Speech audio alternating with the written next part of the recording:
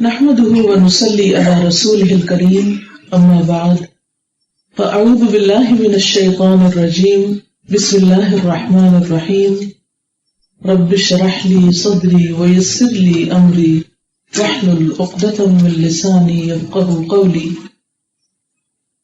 آج اس مجلس میں شریک ہونے والی تمام بہنوں کو خوش آمدید کہتی ہوں اور سب کے لیے دعا گو ہوں کہ اللہ تعالیٰ آپ کا آنا، اس کام کے لیے وقت نکالنا، اپنے گھروں کو چھوڑنا اور اتنی اسٹرگل کے بعد یہاں پہنچنا قبول فرمائے۔ اللہ سبحانہ و تعالیٰ سے یہ دعا بھی ہے کہ جو کچھ ہم سیکھیں وہ ہمارے عمل کا حصہ بن جائے اور ہمارے لیے زندگی کی راہیں اور آخرت کی منزلیں بہت ہی آسان ہو جائیں۔ ہم سب اس دنیا میں آ چکے ہیں، پیدا ہو چکے ہیں، ہوش و حواس میں ہیں۔ ہمارے پاس اب کوئی چوائس نہیں ہے کہ ہم زندہ نہ رہیں، ہمیں زندہ رہنا ہے۔ لیکن اس زندگی کو ہم دو میں سے ایک طریقے پر گزار سکتے ہیں۔ ایک ہے اللہ کی اطاعت کا طریقہ اور دوسرے ہے اللہ کی نافرمانی کا۔ ایک ہے شکر گزار بن کے جینا اور ایک ہے ناشکری میں جینا۔ ایک ہے اللہ کی فرما برداری میں جینا اور دوسرے ہے اللہ کی نافرمانی میں جینا۔ ایک ہے کامیاب انسان کی طرح جینا اور دوسرے ہے ناکامیوں میں جینا۔ ایک ہے مشکلات کا مقابلہ کرتے ہوئے جینا اور ایک ہے مشکلات کے آگے گر جانا اور مشکلات کے ہاتھوں پریشان ہو جانا اور ان کا مقابلہ نہ کر سکنا۔ تو آج انشاءاللہ میں گفتگو کروں گی کہ ہم مشکلات کا مقابلہ کیسے کریں۔ دنیا میں کوئی انسان بھی ایسا نہیں جو یہ کہے کہ میری زندگی میں کبھی کوئی مشکل ہوئی نہیں، کوئی بھی نہیں کہہ سکتا۔ ہر شخص اپنی ذات میں یا باہر کی دنیا میں کبھی انسانوں کی طرف سے اور کبھی دوسری چیزوں کی طرف سے کسی نہ کسی مشکل کا شکار رہتا ہے۔ لیکن بہت سے لوگ ان مشکلات کے ہاتھوں اتنے ناراض رہتے ہیں، اتنے پریشان رہتے ہیں، اتنے دکھی رہتے ہیں کہ وہ زندگی جیسی قیمتی چیز جو صرف ایک بار ملی ہے اس سے فائدہ نہیں اٹھا پاتے۔ اور خاص طور پر جب اللہ سبحانہ و تعالیٰ سے ناراض ہوتے ہیں تو پھر نقصان ہی نقصان اٹھاتے ہیں۔ مشکل کے آنے کو کوئی روک نہیں سکتا، جو ہمارے مقدر میں لکھی ہے وہ تو ہو کر ہی رہے گی، آ کر ہی رہے گی، کیونکہ اس دنیا میں انسان آزمائش کے لیے بھیجا گیا ہے، امتحان کے لیے بھیجا گیا ہے اور ہر ایک کسی نہ کسی امتحان سے ضرور گزرے گا۔ یہ تو ایک طے شدہ بات ہے۔ یہ زندگی پھولوں کی سیج نہیں، آرام کی جگہ نہیں۔ آرام اور راحت کی جگہ جنت ہے، جہاں کسی قسم کی کوئی بیماری، کوئی غم، تھکاوٹ، تکلیف، پریشانی، بڑھاپا کچھ بھی نہیں ہوگا۔ وہاں انسان کے لیے وہ کچھ ہے جس کی وہ تمنا کرتا ہے اور جو وہ اس دنیا میں ڈھونڈ رہا ہے دراصل، کہ ہمیں یہاں سب کچھ وہ مل جائے۔ ہر انسان کیا چاہتا ہے کہ ہماری زندگی میں کسی قسم کا کوئی حادثہ پیش نہ آئے، کوئی بیماری نہ ہو، کوئی دکھ نہ ہو، کوئی تکلیف نہ ہو، کوئی انسان ہمیں نہ ستائے، کسی چیز کا ہمیں خوف نہ ہو، غم نہ ہو۔ لیکن ایسا ممکن نہیں۔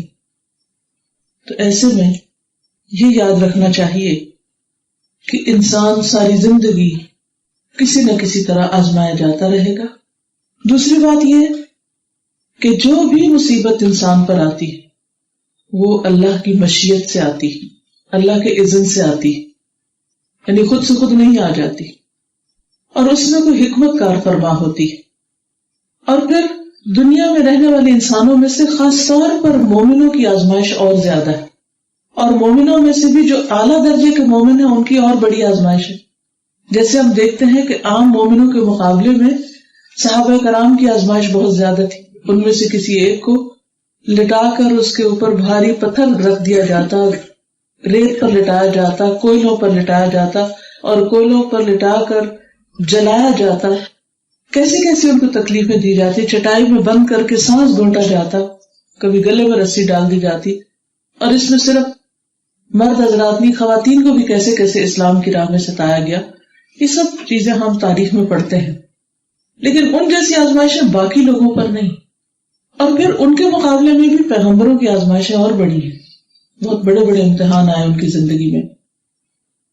یوسف علیہ السلام کو آپ دیکھیے، سال ہر سال تک اپنے خاندان، کنبے، قبیلے، ملک، وطن اور اپنے جیسے لوگوں سے بہت دور رہے، اور ان کے والد ان کے غم میں سال ہر سال روتے رہے، لیکن کبھی بھی اللہ تعالیٰ سے ناراض نہیں ہوئے، کیونکہ ان کا اس بات پر یقین تھا، یقین اور اعتماد تھا کہ اس میں ضرور کوئی خیر ہے، ضرور کوئی بھلائی ہے۔ غم اپنی جگہ، دکھ اپنی جگہ، لیکن زبان سے کوئی شکوے کی بات نہیں کی، کوئی ناراضگی کی بات نہیں کی، کیونکہ اللہ پر یقین تھا نا۔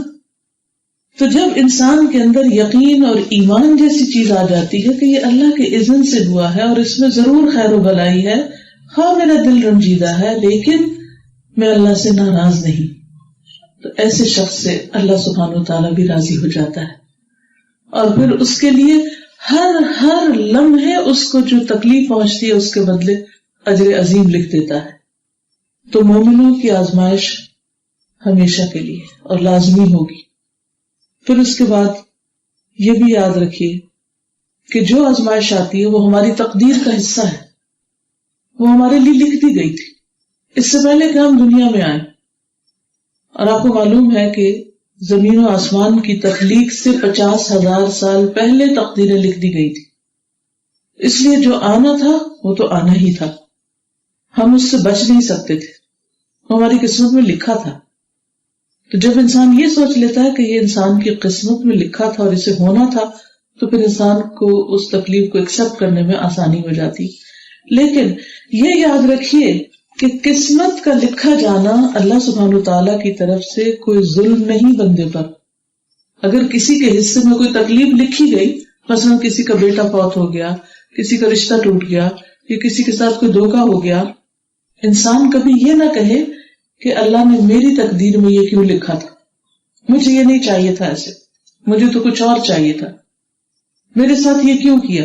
ناراض نہ ہو، کیوں کی بات ہم انسانوں کے ساتھ تو کر سکتے ہیں لیکن اللہ رب العزت کے ساتھ نہیں کر سکتے، یہ بے ادبی ہوگی، گستاخی ہوگی۔ کہاں ہمارا علم اور کہاں اللہ سبحانہ وتعالیٰ کا علم۔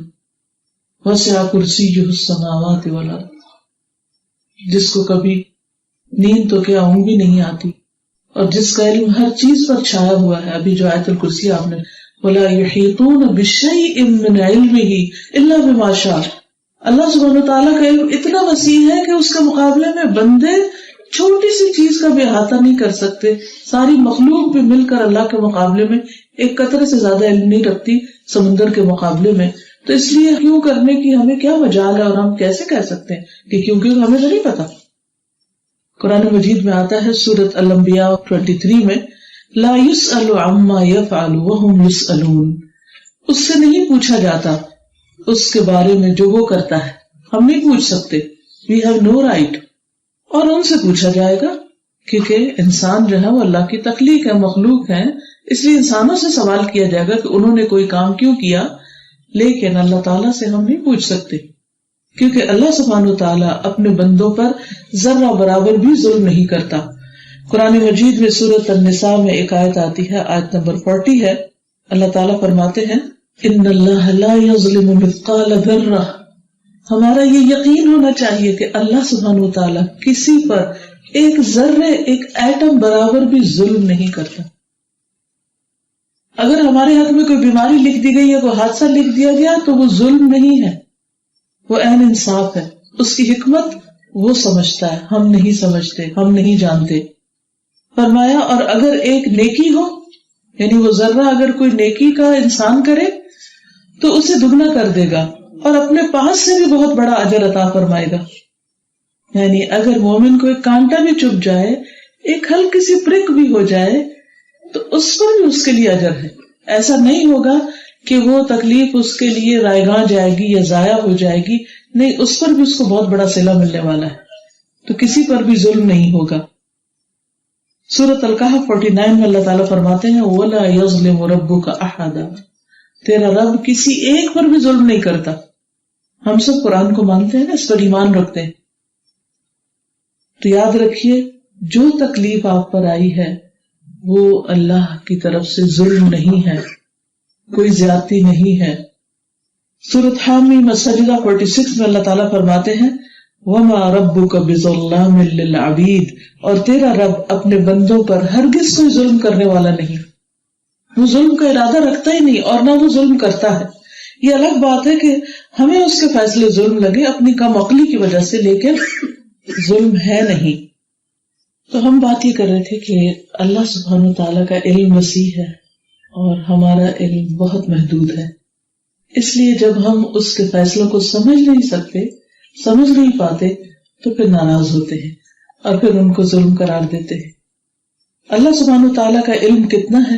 فرمایا تم جس بھی حال میں ہوتے ہو اور قرآن میں سے جو کچھ بھی پڑھتے اور جو بھی عمل کرتے ہو، ہم اس پر گواہ ہوتے ہیں، یعنی ہم دیکھ رہے ہوتے ہیں جب تم اس میں مشغول ہوتے ہو۔ ہمیں بھول جاتا ہے ہم خود کیا کر رہے ہیں، اللہ تعالیٰ نہیں بھولتا، وہ دیکھتا رہتا ہے۔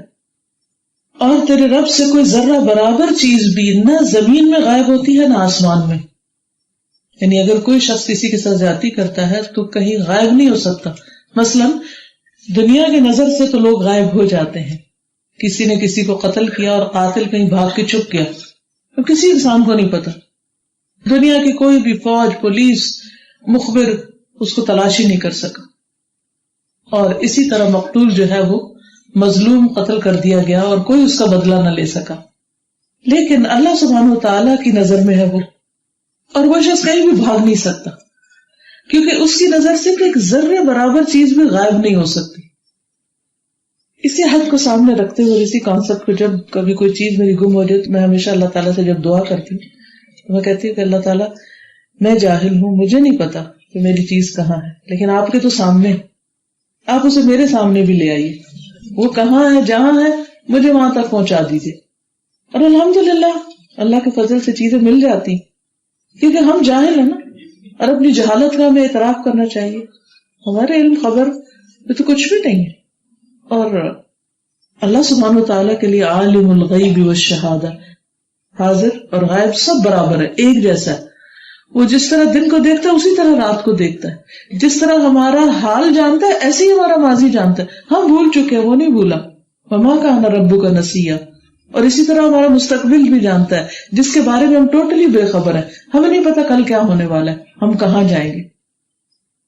تو فرمایا کہ ذرے برابر بھی چیز نہ زمین میں نہ آسمان میں، ولا اصغر من ذلک، ذرے سے چھوٹی چیز کوئی وہ بھی نہیں چھپی ہوئی اللہ سے، ولا اکبر، اور نہ اس سے بڑی، الا فی کتاب مبین، مگر یہ کہ ایک واضح کتاب میں ہر چیز لکھی ہوئی موجود ہے، یعنی لوح محفوظ میں ہر چیز کا ریکارڈ ہے، ہر چیز کا۔ ہمیں نہیں پتا کہ ہمارے کمپیوٹر پہ کتنا ڈیٹا ہے، کتنے ڈاٹس ہیں، یعنی جو ہم لکھتے ہیں اس میں ایک ہی تحریر، ایک پیراگراف لکھ کر ہمیں نہیں پتا ہوتا کتنے ڈاٹس ڈالیں، کتنی دفعہ اے لکھا، کتنی دفعہ ایس لکھا، ہمیں نہیں پتا ہوتا، لیکن اللہ کو پورا پتا ہے کس نے کیا لکھا، کتنا لکھا، کب لکھا، کس کو لکھا، کس نیت سے لکھا، کس غرض سے لکھا، کس مقصد سے لکھا، اور وہ اس کے مطابق انسان کو جزا دے گا، اس کے مطابق جو انسان کی نیت ہوگی، جو انسان کا ارادہ ہوگا، جو انسان کی کوشش ہوگی، اس کے مطابق اس کو بدلہ دے گا۔ اس لیے اللہ سبحانہ وتعالیٰ پر اعتماد رکھیے، یقین رکھیے، ٹرسٹ کیجیے کہ وہ جو بھی آپ کے ساتھ کر رہا ہے وہ اس کا عین انصاف ہے، اور وہ آپ کے ساتھ ظلم کرنے والا نہیں۔ اور اگر کوئی تکلیف آپ کو پہنچ رہی ہے تو یہ سب اس نے گن گن کر لکھ رکھی ہے، اور اس میں سے ایک ایک چیز کا آپ کو بہترین بدلہ دینے والا ہے۔ لیکن ہم کیا چاہتے ہیں؟ ابھی اس دنیا میں فوراً تکلیف دور ہو جائے اور ابھی ابھی مجھے کچھ مل جائے، کیونکہ ہم عجلت پسند ہیں، جلد باز ہیں۔ لیکن اللہ سبحانہ تعالیٰ ایسا نہیں ہے، وہ ہم سے زیادہ بہتر جانتا ہے کہ کس بندے کو کب کس حال میں کیا چاہیے، جس کا ہمیں خود بھی پتہ نہیں ہوتا، اور ہم بے صبرے ہو جاتے ہیں۔ جیسے ایک حدیث میں آتا ہے نا کہ اللہ سبحانہ تعالیٰ اس بندے پر ہنستا ہے کہ جس کی تکلیف دور ہونے کا وقت قریب آ جاتا ہے اور وہ بے صبری سے کہتا ہے میں نے اتنی دعائیں مانگی اور میری کوئی دعا قبول نہیں ہوئی، یعنی اللہ پہ شکوہ کر رہا ہوتا ہے، کچھ بھی قبول نہیں، کوئی فائدہ نہیں ہوا میری ساری باتوں کا، اور حالانکہ اللہ تعالیٰ آگے دیکھ رہا تھا کہ بس ایک قدم اور تھا اور اس کا مسئلہ حل ہو جاتا، لیکن چونکہ یہ اللہ سے ناراض ہو گیا تو اللہ تعالیٰ اس سے ناراض ہو گیا۔ اچھا ٹھیک ہے، پھر رہو اس مشکل میں، کبھی نہ کہیں کہ میں نے اتنی دعا کی میری دعا قبول نہیں ہوتی۔ جو اللہ سے ناراض ہوتا ہے اللہ تعالیٰ اس سے زیادہ ناراض ہوتا ہے اس سے، اور جو اللہ سے راضی ہوتا ہے اللہ اس سے راضی ہو جاتا ہے۔ تو جب کبھی کسی بھی تکلیف سے بے حال ہو تو الحمدللہ پڑھا کریں. نبی صلی اللہ علیہ وسلم پر جب کوئی پریشانی آتی تو آپ کہتے الحمدللہ علی کل حال، ہر حال میں اللہ کا شکر، ہر حال میں. اگر اس وقت کوئی تکلیف ہے تو اس سے بڑی بھی ہو سکتی تھی، اس سے زیادہ بھی ہو سکتی تھی. اصل میں انسان کو دوسروں کی تکلیف نظر نہیں آتی، لہٰذا اپنے اوپر اگر اس کو کچھ کانٹا بھی خود کو چبھ جائے تو وہ سمجھتا ہے کہ میرے ساتھ بہت بڑی زیادتی ہوگی. اور اب تو انفارمیشن کی دنیا ہے، اگر کوئی بھی آپ کو بیماری ہے تو آپ جا کے نیٹ پہ دیکھیے کہ اس بیماری میں کتنے لوگ اور مبتلا ہیں، ہزاروں لاکھوں ہوں گے. لیکن ہم سمجھتے ہیں وائی می، نہیں، صرف می نہیں ہے، اور بھی لوگ ہیں اس میں. اگر کسی ایک شخص کے ساتھ کوئی چوری ہو گئی ہے یا کچھ، تو آپ دیکھیے دنیا میں کتنے لوگوں کے ساتھ ایسے حادثے ہو چکے اور ورسٹ ہو چکے ہیں. اس لیے جو مشکلات کا مقابلہ ہے وہ ایمان کے ساتھ ہو سکتا ہے، یقین کے ساتھ ہو سکتا ہے، اللہ پر اعتماد کے ساتھ ہو سکتا ہے، اور ہر حال میں اللہ تعالیٰ کا شکر ادا کر کے ہو سکتا ہے. لہذا آج کے سیکھنے کی بات کیا ہے کہ یا رب ہم تجھ پر ایمان لائے، ہم تجھ پر راضی ہیں، تیرا ہر فیصلہ ہمارے بارے میں عدل و انصاف کا فیصلہ ہے. جیسے کہ وہ ایک دعا ہے نا، اللہم انی امتک بنت امتک بنت عبدک ناصیتی بیدک ماض فی حکمک عدل فی قضاؤک. تیرا فیصلہ میرے بارے میں عدل والا ہے، جو بھی تو فیصلہ کرے وہ میں اس کو انصاف والا ہی سمجھوں گا. یہ دعا اتنی خوبصورت ہے کہ اگر کوئی شخص اس دعا کو اپنے غم کی حالت میں پڑھ لیتا ہے، رنج کی حالت میں پڑھ لیتا ہے، تو اللہ سبحانہ وتعالیٰ کا وعدہ ہے کہ وہ اس کے رنج و غم کو خوشی میں بدل دے گا. لیکن پھر بات یہی ہے یقین کی، یقین رکھ کے پڑھیے کہ ضرور ایسا ہوگا، کیونکہ اللہ کا وعدہ ہے. اور اللہ سبحانہ وتعالیٰ اپنے وعدے کو کبھی بھی نہیں بھلاتا، کبھی بھی خلاف نہیں جاتا. اللہ تعالیٰ سے بڑھ کر کون سچا ہے؟ وَمَنْ أَصْدَقُ مِنَ اللَّهِ حَدِيثًا وَمَنْ أَصْدَقُ مِنَ اللَّهِ قِيلًا. قول میں اللہ سے بڑھ کر کون سچا، بات میں اللہ سے بڑھ کر کون سچا. سب سے سچی اس کی بات ہے. اگر اس نے کہہ دیا ہے، فرما دیا تو ایسا ہی ہوگا، اور ضرور ہوگا، اور یقینی طور پر ہوگا. لیکن ہمارا یقین نہیں بیٹھتا. ہم ڈاکٹر پر تو یقین کر سکتے ہیں لوگوں کی سنی سنائی باتوں سے. بس میں عام طور پہ لوگ کیسے بات کرتے ہیں، میں فلاں ڈاکٹر کے پاس گئی، بس ایک گولی کھانے کی دیر تھی، میری تو ساری تکلیف چلی گئی.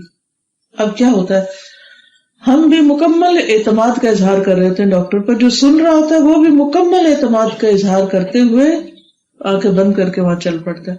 اور اگر وہ پلیسیبو بھی دے دے تو ٹھیک ہو جاتا ہے. کیوں؟ کیونکہ اس نے اعتماد کیا اس پر. اور وہ اعتماد کس پر تھا؟ انفارمیشن پر مبنی. کون سی؟ جو سنی سنائی تھی، کوئی پروفڈ نہیں تھی. کیونکہ بہت سے لوگوں کی باتوں میں مبالغہ رائے بھی ہوتی ہے. تو ہم نے اعتماد کر لیا، اے پہ بھی کر لیا، بی پہ بھی کر لیا. کبھی اتنا اعتماد ہم اپنے رب پہ تو کرتے ہیں کہ رب تو نے کہہ دیا تو سچ ہی کہا ہے، وہ کر رہے گا. مگر ہم اعتماد نہیں کرتے، ہماری دعاؤں میں یقین نہیں. ہم دعا مانگ رہے ہوتے ہیں اور ہماری بیک آف مائنڈ کیا ہوتا ہے، پتہ نہیں قبول ہوگی کہ نہیں. ہم لگتا بڑے گناہ گار ہیں، اور لگتا اللہ تعالیٰ ہم سے ناراض ہے، اور بس ہم تو کہیں کے بھی نہیں ہے، پتہ نہیں میرا کیا بنے گا. اور شیطان بھرپور وار کر دیتا ہے وسوسوں کا. نتیجہ کیا ہوتا ہے کہ ہم پہلے سے بھی زیادہ مزریبل ہو کے اٹھتے ہیں. حالانکہ دعا ایسی چیز ہے کہ جو انسان کے دل کے حال کو درست کر دیتی ہے. دیکھیں، مشکلوں کا آنا اور جانا تو اپنی جگہ ہے ہی، اور دعائیں بھی ہم مانگتے رہتے ہیں، لیکن دعا از ناٹ صرف سمپل ورڈز. آپ اپنا دل کھول کے رکھتے ہیں اللہ تعالیٰ کے سامنے. It's the top of Ubadah. ایاک نعبد و ایاک نستعین جو ہم ہر نماز میں پڑھتے ہیں، کہ صرف تیری ہم عبادت کرتے ہیں، صرف تجھ سے ہم مانگتے ہیں، صرف تجھ پر سب سے زیادہ اعتماد ہے ہمارا. تو ان دو کو ساتھ ساتھ کیوں رکھا؟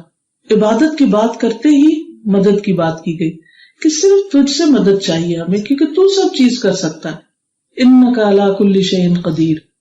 تو جب انسان یہ کہتا ہے کہ میں تجھ پہ بھروسہ کرتا ہوں، علیک توکلت و الیک انیب، تیری طرف رجوع کرتا ہوں، تو پھر شیطانی وسوسوں کو باہر کر دیجیے اور پورے اعتماد اور یقین کے ساتھ جو دل میں ہے اللہ کے سامنے رکھیے. جو بھی دل میں ہے، اگر لینگویج غلط ہوگی اللہ تعالیٰ اس کو بھی مائنڈ نہیں کریں گے. جس چاہے زبان میں مانگیے، اللہ تعالیٰ سب زبانیں سنتے اور سمجھتے ہیں. تو دعا جو ہوتی ہے نا وہ کوئی ریچول نہیں ہے کہ ہم ایک فارمل طریقے سے بس ایک مخصوص انداز میں بیٹھ کے بس مانگ لے اور بات ختم. نہیں، اصل میں کسی بھی مشکل کے وقت دعا کا کردار یہ ہوتا ہے کہ ہم اللہ سے باتیں کر کے ہلکے ہو جاتے ہیں. اور لگتا تکلیف چلی گئی، مثلاً آپ کے سر میں درد ہے اور مستقل درد ہو رہی، تو آپ کیا کریں؟ اللہ تعالیٰ سے دعا کریں اور اللہ تعالیٰ کے آگے روئیں کہ اللہ تعالیٰ آپ کے لیے کیا مشکل ہے، آپ نے تو ایک کن کہنا، اس سے پہلے ہی ہو جائے گا، آپ تو سبھی کچھ کر سکتے ہیں، آپ مجھے ٹھیک کر دینا، مجھے کسی کے پاس نہیں جانا، مجھے صرف آپ کے پاس آنا ہے، آپ ہی ٹھیک کریں گے اور آپ کر سکتے ہیں. اور آپ دیکھیں گے کہ جب اللہ سے آپ تنہائی میں رو کے باتیں کریں گے، کرتے جائیں گے، تو اس کے آخر میں آپ بالکل ایسے لگے گا ہلکے پھلکے ہو گئے. اللہ تعالیٰ بعض اوقات انسان کو تکلیف میں اس لیے ڈالتا ہے کہ انسان غافل ہو رہا تھا، غافل بھول رہا تھا، اللہ کے پاس آتا ہی نہیں تھا. اور چونکہ اللہ نے پیدا اپنی عبادت کے لیے کیا، تو اللہ تعالیٰ کیا چاہتے ہیں کہ بندہ مجھے بھول کے غافل ہو کے نہیں دنیا سے آئے، کیونکہ میرے پاس آنا ہے، آنے سے پہلے یاد کر لے. ہم خوشی میں بھی یاد کرتے ہیں مگر خوشی میں اتنا یاد نہیں کرتے جتنا تکلیف میں یاد کرتے ہیں. تو اس لیے بہت ضروری ہے کہ ہم کسی بھی مشکل میں دعا کا سہارا لیں، اور صرف آنکھیں بند کر کے وظیفے ایسے نہیں کہ بس وہ کسی نے کوئی آیت بتا دی، نہ وہ پڑھنی آتی ہے نہ کچھ، اور اس کو 1000 پڑھنے کی مصیبت پڑی ہوئی اور دماغ پہ بوجھ پڑا ہوا، اور پھر وسوسوں کا شکار، پتہ نہیں 1000 ہوئے کہ 99 ہوا ہے یا کیا ہوا. آپ کو کوئی نہیں آتا کچھ، بس اپنی زبان میں بولیے اللہ تعالیٰ سے، 1-on-1 کنیکشن، بہت پرسنل کنیکشن، تو آپ کا دل ہلکا ہو جائے گا. دیکھیے جب ہم انسانوں کے ساتھ شیئر کرتے ہیں نا تو بعض اوقات بوجھ ہو جاتا ہے، پتہ نہیں کسی کو بتا ہی نہ دیں، اور کبھی آدھی بات بتاتے ہیں آدھی بتاتے بھی نہیں، اس ڈر سے کہ پتہ نہیں آگے یہ کیا سمجھے گا. اچھا پھر بتا کے انسان کے آگے رو کے پھر سوری کرنے لگتے ہیں، سوری آپ کو ڈسٹرب کیا. اللہ کو تو سوری نہیں کرنی پڑتی، اللہ سبحانہ تعالیٰ کے سامنے تو جو مرضی کا اور روئیں دھوئیں، اس نے کسی کو بتانا ہی نہیں، اس نے راز کھولنا ہی نہیں، اور اس نے کام بھی کر دینا ہے، اور بندے نے سن کے افسوس ہے کہنا، اور بس بہت افسوس ہے آپ کے حال پہ، اور الٹا ہم شرمندہ ہی ہوں کہ ہائے اس کو افسوس ہو رہا اور اس کو بھی دکھی کر دیا ہم نے. تو ٹھیک ہے آپ مسئلے کے حل کے لیے کسی سے مشورہ لے سکتے ہیں، لیکن اپنا ہارٹ مت کھولیے، ہارٹ اللہ کے سامنے رکھیے. اور پھر شیطان ہمیں کیا سجاتا ہے، اللہ کو تو پہلے بتاؤ، اسے کیا بتانے کی ضرورت نہیں. اللہ تعالیٰ خود چاہتے ہیں کہ بندہ بولے، اللہ نے ڈالے مشکل میں اس لیے کہ بندہ میرا ہو جائے، میری طرف آ جائے. یہ بھی اس کی رحمت کا ایک انداز ہے، اس کا ظلم نہیں ہے. لیکن ہم کھچے کھچے ناراض شک کا شکار، بد اعتمادی اور یقین ہی نہیں، اور بس اسی میں اپنی زندگی تباہ کر دیتے ہیں. صرف ایک نسخہ آزمائیے، جتنی دیر ہم اپنے دوستوں کو اپنے غم بتاتے ہیں روزانہ اتنا ہی ٹائم ذرا گن لیجئے. کسی دن آپ نے کسی کو فون کیا نا، پاکستان کیا یا یہاں کیا، مجھے ایک دفعہ کسی نے کہا کہ ہمیں بہت مشکل ہوگی جب سے فون سستا ہوا ہے. کیوں؟ کہتے ہیں کہ وہ گھنٹوں باتیں ہوتی رہتی ہیں اور روز کی رپورٹ جاتی ہے، یعنی کہ جیسے بچی بیاہ کے آئی ہے تو وہ چھوٹی بڑی بات سب ماں کو شکایت لگا رہی ہے، یا ساس ادھر ہے تو وہ بچوں کو شکایت لگا رہی ہے. اب گھنٹہ اپنے دل کی باتیں کر رہے ہوتے ہیں، دل کھول کے رکھ رہے ہوتے ہیں لوگ.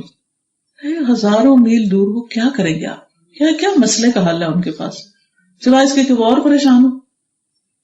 اور ہم بعض اوقات اپنے ہی بچوں کی زندگی حرام کر دیتے ہیں. بلیو می، نمبر 1 انٹرفیئرنس کر کے، اور نمبر 2 ان کو اپنے غم سنا کے. وہ بیچارے جینے کے قابل نہیں رہتے، اپنا تو دماغ خراب ہوتا ہے، ان کا بھی کر دیتے. اور بعض اوقات وہ سمپلی ہینڈز اپ کر دیتے، بھائی نہیں ہمارے پاس کوئی حل نہیں، آپ آپس میں نبٹ لیں، آپ جو چاہیں کریں. اور پھر آہستہ آہستہ بچے کترانے لگتے ہیں. پھر ہمیں اور مصیبت پڑتی ہے کہ بچے بے وفا نکلے، اس دنیا میں ہے ہی کوئی نہیں ہمارا. اور یہ حقیقت ہمیں تو پہلے ہی سمجھنا چاہیے تھا، کوئی نہیں. جتنا اللہ کو ہم سے پیار ہے کسی کو بھی نہیں ہے، لیکن آج تک یہ نقطہ ہم نے سمجھا ہی نہیں. مڑ کے لوگوں کے پاس جاتے ہیں جو خود محتاج فقیر ہیں. ٹھیک ہے کسی سے آپ مشورہ لیں، کسی کو ایک حد تک بتائیں کہ اس سلسلے میں کیا کرنا چاہیے. اور صرف یہ نہیں کہ انسانوں کو، اللہ کی کتاب پڑھیں، اللہ سبحانہ وتعالیٰ فرماتے ہیں فیہ ذکرکم، اس میں تمہارا ہی ذکر ہے، تمہاری ہی باتیں ہیں، ان باتوں کو پڑھو، اپنی باتیں پڑھو قرآن میں آ کے، کون ہو تم، خود کو سمجھو، اپنے رب کو سمجھو، جب سمجھ لو گے تو مسئلہ ہی حل ہے۔ ساری بات ہی تو ناسمجھی کی ہے، یہ ساری غلطیاں ہم ناسمجھی سے کرتے ہیں، اگنورینس سے، آؤٹ آف اگنورینس، لیکن پھر ہمارا دل ہی نہیں مانتا کہ ہم کچھ کریں، ہم کہتے نہیں ہم تو اپنے غم میں اتنے تھک چکے کچھ نہیں کرنا، پھر کتنی دیر ایسے بیٹھے رہیں گے؟ آپ نے سمجھے کہ جیسے مشکل نہ ایک دشمن کی طرح ہمارے اوپر آئی ہوئی اور ہم اس کے آگے سینہ تان کے لیٹ گئے ہیں، چڑھ جاؤ ہمارے اوپر، نہیں، ہٹائے اس کو، نہیں کچھ نہیں بگڑتا میرا، کوئی کچھ نہیں میرا کر سکتا۔ اور اگر شیطان بار بار وسوسے ڈالے تو اسے کہے تو میں دشمن ہٹ جاؤ مجھ سے، میں تمہاری ایک نہیں سننے کی، تم سمجھتے میں اپنے رب سے بدگمان ہوگی، کبھی بھی نہیں ہوگی، کیونکہ بہت سی چیزیں اتنی ہوتی نہیں جتنی شیطان ان کو بڑا کر دیتا ہے، وہ خوف دلاتا رہتا ہے، پریشان کیے رکھتا ہے، پتہ نہیں کیا ہوگا، حالانکہ کچھ بھی نہیں۔ میں کبھی سوچتی ہوں، اپنے بارے میں سوچتی ہوں کہ بچپن سے لے کر آج تک وہ کون کون سی باتیں تھی جن پہ میں نے بڑا فکر کیا، خاص طور پر ایگزامز، رزلٹ، یہ ڈگری، یہ پڑھنا، پتہ نہیں کیا ہوگا، اب امتحان دینے جا رہے ہیں، امتحان دے کر آ رہے ہیں، اگلا امتحان ہو رہا ہے، اب رزلٹ آ رہا ہے، ہر وقت پیٹ میں درد شروع، کیا ہوگا؟ تو میں اپنے آپ سے پوچھتی ہوں کہ کیا اتنی پریشانی کر کے وہ زیادہ اچھا ہو گیا تھا؟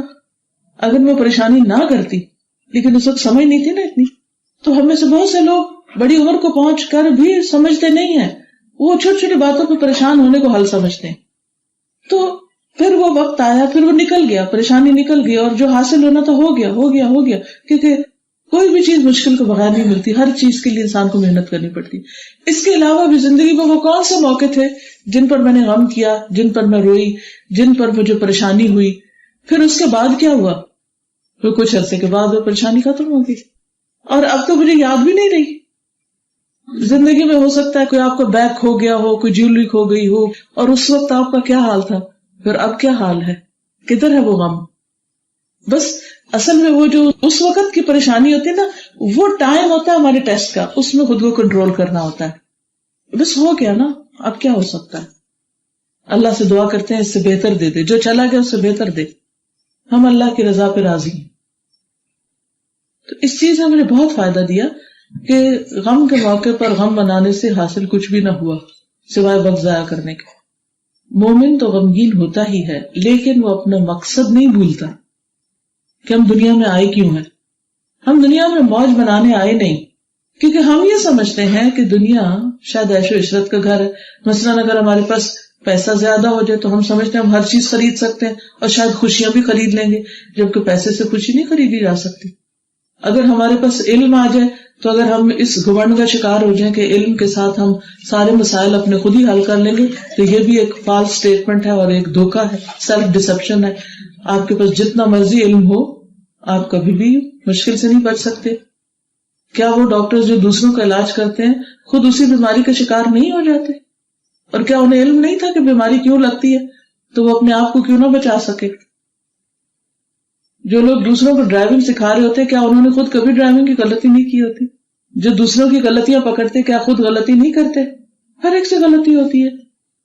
تو اگر آپ سے کوئی غلطی ہو چکی ہے تو اس کا بھی مداوع ہو سکتا ہے، کوئی غم بیت چکا ہے تو اس کا بھی حل ہو سکتا ہے، اور جو چیز ملنی ہے اللہ نے اس کے لیے بہترین وقت رکھا ہے اور وہ اسی وقت ملنی ہے۔ مثلا ابراہیم علیہ السلام کو 100 سال کی عمر کے بعد اولاد ملی، کیونکہ انہوں نے 100 سال تک کوئی اور کام کرنے تھے جن کی وجہ سے اللہ نے ان کا اتنا درجہ بلند کیا۔ تو بعض اوقات ہمارے پاس بچے نہیں ہوتے، یا شادی نہیں ہوتی، یا پھر بچے دیر سے ہوتے ہیں، یا بچوں کی شادی دیر سے ہوتی ہے، یا اور ایسی کوئی چیزیں ہوتی، سارا وقت شیطان ہمارے دماغ پہ وہ چھا دیتا ہے، کیونکہ وہ دشمن ہے نا، وہ اس میں خوش ہوتا ہے ہم پریشان ہوں، ہم نے اس کو خوش نہیں ہونے دینا۔ قرآن مجید میں کتنی آیتیں جس میں یہ بتایا گیا کہ شیطان تمہارا کھلا دشمن ہے، کھلا دشمن، دشمن اینمی۔ کتنی دفعہ ہم دن میں سوچتے کہ وہ میرا دشمن ہے اور میرے دل میں نیگیٹو تھنکنگ ڈال رہا ہے اللہ کے بارے میں، لوگوں کے بارے میں، میں کڑ رہی ہوں، جل رہی ہوں۔ کیا کڑنے جلنے سے مسئلہ حل ہو جائے گا؟ کبھی بھی نہیں ہوگا۔ سوچئے یہ مشکل کیوں آئی اور اس کا اب سولوشن کیا ہے؟ مقابلہ اسی طرح ہوگا، اور سب سے بڑا مقابلہ شیطان سے، تم چاہتے ہو میں غمگین نظر آؤں. اب دیکھیں نا، چونکہ شیطان نظر نہیں آتا اس لیے ہم اس کو سوچ بھی نہیں پاتے. چلیے، شیطان جو ہے وہ تو ایک لفظ ہے. بعض انسان بھی شیطان ہوتے ہیں، یعنی جنوں کے اوپر بھی وہ لفظ استعمال ہوتا ہے، انسانوں پر بھی ہوتا ہے. قرآن مجید کی آخری آیت میں ہوتا ہے من الجنتی والناس. کچھ شیطان انسان ہوتے ہیں، کچھ شیطان جن ہوتے ہیں. اچھا، جو انسان شیطان ہوتے ہیں وہ ہوتے ہیں جو ہمارے دشمن ہوتے ہیں. ہمیں دکھی دیکھ کر وہ خوش ہوتے ہیں. وہ ہر وقت کیا چاہتے ہیں کہ یہ کبھی بھی ٹھیک نہ ہو، یہ کبھی ان کو صحت نہ ملے، کیونکہ وہ حاسد ہوتے ہیں، جیلس ہوتے ہیں. اب اس جیلسی میں کیا ہوتا ہے کہ وہ ہر وقت کوئی نہ کوئی بات بنائے رکھتے ہیں جس سے ہمیں پریشان رکھے، ہر وقت کوئی نہ کوئی ایشو چھیڑے رکھتے ہیں جس سے ہم ذلیل و خوار ہوتے رہیں اور ہر وقت ہمارا خون کھولتا رہے. تو جب کبھی ایسی کوئی بات آپ سنیں یا کوئی آپ کو سنانے آئے تو آپ کو مجھے تو نہیں سننی ایسی باتیں، اور مجھے تو ان باتوں پہ کڑنا ہے ہی نہیں، اور نہ مجھے پریشان ہونا ہے. میں نے تو اپنے حال کی بھی اصلاح کر لینی ہے اور دوسروں کی بھی اصلاح کرنی ہے، اور خوش رہنا ہے، مطمئن رہنا ہے، اللہ پہ توکل کرنا ہے، اللہ پہ بھروسہ رکھنا ہے اور اللہ کو راضی کرنا ہے. میں اس لیے تھوڑی پیدا ہوئی ہوں کہ اس ایک مسئلے یا ایک انسان کے پیچھے اپنی جان دے دوں. بعض لوگ اپنے بچوں کے لیے اتنے پریشان رہتے ہیں، ان کو کھانا پینا بھول جاتا ہے. ٹھیک ہے، دکھ اپنی جگہ ہوگا اگر انہیں کوئی تکلیف ہوئی، لیکن اس کا یہ مطلب نہیں کہ ہم اللہ کی عبادت بھی بھول جائیں یا دوسرے بچوں کے حقوق بھول جائیں. نہیں، ہمیں ہر حال میں اللہ کے فیصلوں پر یقین کرنا ہے کہ اس میں کوئی خیر ہے. میں شاید وہ کچھ ویسے نہ سیکھتی جو اللہ تعالیٰ مجھے اس راستے سکھا رہا. تو سارا فوکس کس پہ لے آئے کہ what's the lesson for me in this situation, اور دعا کیا کریں یا اللہ اس میں جو بھی تیری حکمت ہے وہ تو مجھے دکھا دے اور میرے دل کو اطمینان دے دے اور میرے اندر ایک سکون پیدا کر دے. اب دیکھیے نبی صلی اللہ علیہ وسلم غار میں ہے، غار ثور میں، دشمن بالکل قریب آ گیا. حضرت ابوبکر پریشان ہونے لگتے ہیں. وہ کہتے ہیں یا رسول اللہ صلی اللہ علیہ وسلم اگر وہ اپنے پاؤں کی طرف دیکھیں گے تو ہم انہیں نظر آ جائیں گے، تو کیا بنے گا؟ اللہ کے رسول صلی اللہ علیہ وسلم کتنے اطمینان میں کہتے کیا خیال ہے تمہارا اس کے بارے میں کہ جو دو میں سے تیسرا ہے، یعنی دو کا تیسرا ہے. ہم دو نہیں ہیں، ہمارے ساتھ تیسرا اللہ ہے. دو کے علاوہ جو تیسرا اس کے بارے میں تمہارا کیا خیال ہے؟ ہم اکیلے تھوڑی ہیں، وہ ایسے ہی چھوڑ دے گا ہمیں، ہم اس کے راستے میں نکلے ہیں، ہمیں کچھ بھی نہیں ہوگا. سوچئے یہ ایسی ہی سچویشن ہے جیسے آپ خدا نہ خاصا امیجن کیجئے کہ آپ کے دروازے کے باہر کوئی چور کھڑا ہے، ایک نہیں 3-4 کھڑے ہیں، اور آپ ونڈو سے دیکھ لیں کہ چور کھڑے ہیں باہر، کیا کیفیت ہوگی بتائیے؟ شاید ابھی بھی سوچ کے دل دہل جائے. اور آپ نے دروازہ بند کیا ہوا، غار کا تو دروازہ بھی کوئی نہیں تھا، وہ بند نہیں تھی، دشمن سامنے کھڑے ہیں، ہجوم ہے، اور آپ صلی اللہ علیہ وسلم اطمینان میں ہیں. کچھ نہیں ہوتا، کچھ نہیں ہوگا. اللہ کے وعدوں پہ یقین ہے نا، کچھ نہیں ہوتا. ہر موقع پر آپ نے اسی طرح اطمینان کا مظاہرہ کیا. اس میں خیر ہے، یہ وقت نکل جائے گا، یہ تکلیف دور ہو جائے گی.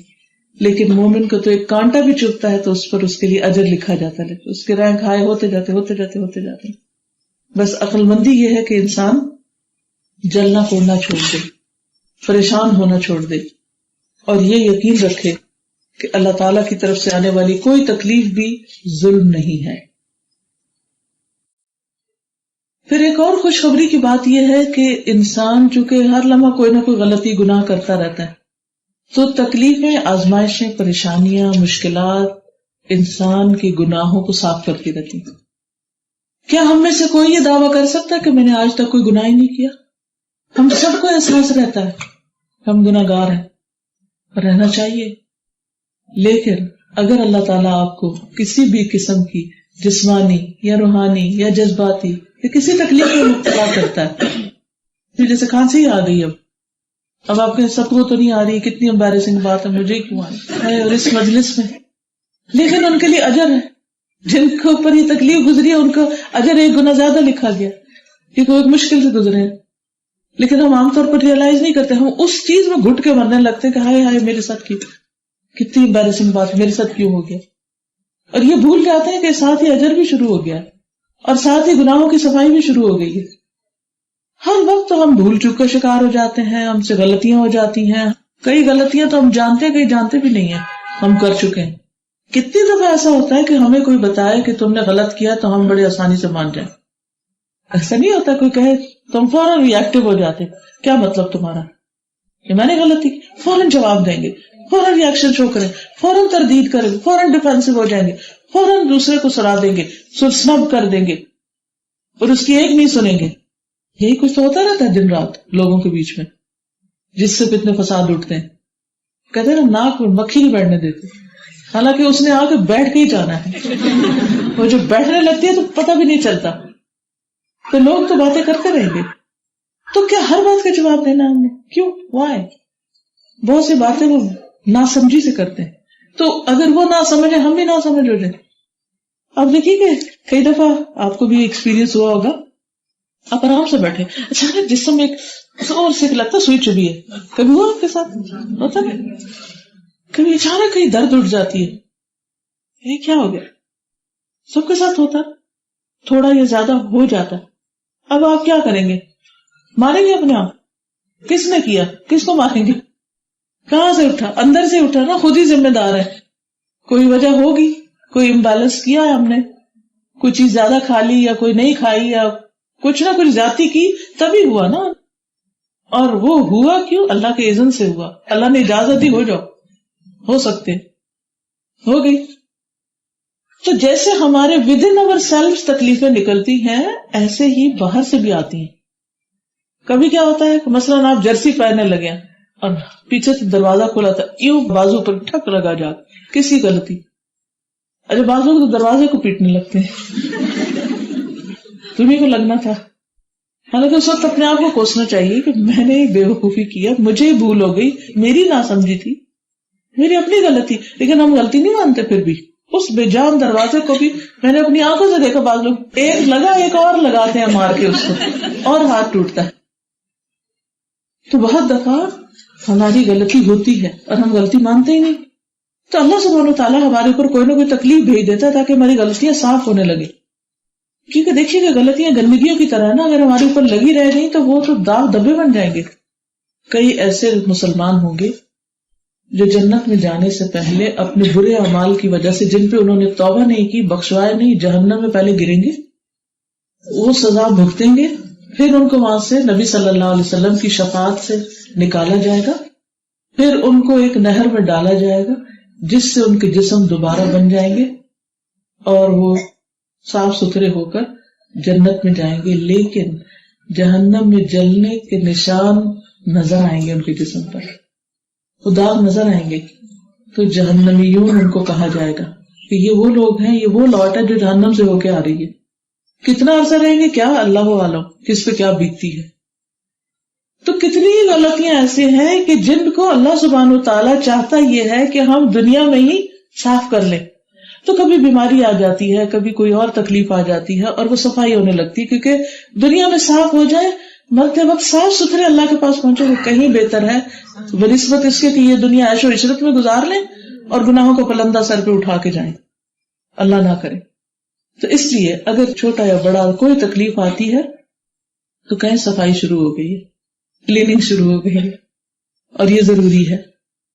قرآن پاک میں اللہ تعالیٰ فرماتے ہیں فَالَّذِينَ هَاجَرُوا وَأُخْرِجُوا مِن دِيَارِهِمْ وَأُوذُوا فِي سَبِيلِي وَقَاتَلُوا وَقُتِلُوا لَأُكَفِّرَنَّ عَنْهُمْ سَيِّئَاتِهِمْ. سورۃ آل عمران 195. تو وہ لوگ جنہوں نے ہجرت کی اور اپنے گھروں سے نکالے گئے. آپ دیکھیے کہ دنیا میں کئی لوگ ایسے ہیں جن کو ان کے ہنستے بستے گھروں سے نکالا گیا. آپ لوگ کو یاد ہوگا جب پاکستان انڈیا کے جب پارٹیشن ہوئی تھی تو آپ نے اگر خود کوئی ایکسپیرینس نہیں بھی کیا ہو یا دیکھا نہیں ہو تو پڑھا ہوگا یا بڑوں سے سنا ہوگا. پچھلے دنوں ہم کہیں گئے ہوئے تھے تو وہاں ایک خاتون تھی, وہ اس پارٹیشن کے وقت مائگریٹ کر کے آئی, تو وہ اپنا واقعہ بتا رہی تھی کہ ہمارا بہت بڑا گھر, ہر چیز اس کی, اس میں پوری کی پوری ہر چیز اپنی اپنی جگہ, بس چند گھنٹے کے نوٹس پہ ہم وہاں سے نکلے اور کچھ کیش جیولری وغیرہ اس طرح کی چیز اٹھائی اور باقیوں کو ہم نے اچھی طرح لاک وغیرہ لگایا کہ ہم پھر آئیں گے اور آ کے نکالیں گے, اور آج تک واپس نہیں جا سکے. پھر دوسرے لوگ آئے, انہوں نے کھولے گھر اور ان میں لوٹ مار ہوئی جو بھی ہوا, اور دونوں طرف سے ہوا تھا, یہ ایک طرف سے نہیں تھا. یہ میرا فرسٹ ہینڈ ایکسپیرینس نہیں, جس کا فرسٹ ہینڈ ہو اور جو بتا رہا ہو اگر آپ اس کی سنیں تو دل کو کچھ ہو جاتا ہے نا, کہ ایسے ایسے صدمے بھی لوگوں کو ہوتے ہیں. تھوڑی دیر امیجن کریں ہم جن گھروں میں رہتے ہیں اور ایک ایک چیز ہم نے کیسے رکھی ہوئی ہوتی, ایک ایک سوئی, دھاگا, چھوٹی بڑی چیز, یہاں یہ کینچی رکھی ہوئی ہے, یہ چمچ رکھا ہوا ہے, یہ نائف ہے, یہ فلاں چیز ہے, فلاں چیز ہے. اور اگر کوئی ادھر سے ادھر کرے تو ہمیں غصہ آتا ہے کہ یہ کیا بات ہوئی کہ سب گڑبڑ کر دیا تم نے. لیکن کس طرح انسانوں کے اوپر بعض اوقات اتنے بڑے بڑے حادثے آتے ہیں کہ چند دن پہلے تک بھی ان کو پتا نہیں تھا, ورنہ کچھ تو ٹھکانے لگاتے. تو یوں بیٹھے بٹھائے اٹھنا پڑا, جانا پڑا. اب دنیا میں تو کوئی بھی نہیں جو اس کو کمپنسیٹ کر سکے. اس کو کلیم بھی کیے لوگوں نے, کلیم پیپر بھی داخل کرایا, بہت کچھ کیا, لیکن اس کو کچھ نہیں ملا. لیکن آپ نے دیکھا کہ کچھ عرصے کے بعد سب کچھ کھو دینے کے باوجود, بلکہ پہلے سے بھی کہیں زیادہ دوبارہ اچھا بنا لیا لوگوں نے. رزق اللہ نے قسمت میں لکھا تھا نا, ہاتھ پاؤں ساتھ دیے ہیں, دل دماغ دیا ہے, سوچو, کام کرو, محنت کرو, پھر بن جائے گا. اب اگر اس جانے کے ساتھ وہ خود کو ہی مار دیتے تو زندگی چلی جاتی, خودکشی کر لیتے, یا پھر صدمے سے نڈھال ہو کے پڑ جاتے اور کام نہ کرتے, تو دوبارہ اس سے بہتر کیسے بنتا؟ کچھ بھی نہ بنتا. تو جو چیز ہو گئی سو ہو گئی. جو لوگ گھروں سے بھی نکال دیے گئے, بھرے کے بھرے گھر ان کے رہ گئے, اور اللہ کے راستے میں ہجرت کرنی پڑی, اور انہیں اللہ کے راستے میں اذیتیں دی گئیں, وہ لڑے اور قتل کیے گئے, یقیناً میں ان سے ان کی برائیاں ضرور دور کر دوں گا.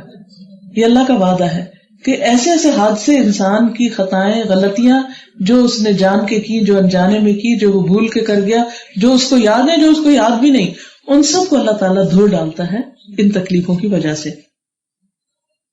سورۃ آل عمران 141 میں فرمایا وَلِيُمَحِّصَ اللَّهُ الَّذِينَ آمَنُوا وَيَمْحَقَ الْكَافِرِينَ, اور تاکہ اللہ ان لوگوں کو خالص کر دے جو ایمان لائے ہیں. یعنی آزمائش کیوں آتی ہے؟ مومن کو کلین کرنے کے لیے, صاف کرنے کے لیے, دھونے کے لیے, نکارنے کے لیے, اور کافروں کو مٹا دے. عبداللہ بن مسعود سے روایت ہے کہ میں رسول اللہ صلی اللہ علیہ وسلم کے پاس اس حال میں گیا جب آپ کو بخار چڑھا ہوا تھا. نبی کریم صلی اللہ علیہ وسلم بخار کی حالت میں تھے. میں نے اپنے ہاتھ سے آپ کے جسم کو چھوا تو کہا یا رسول اللہ صلی اللہ علیہ وسلم, آپ کو تو بہت تیز بخار ہے.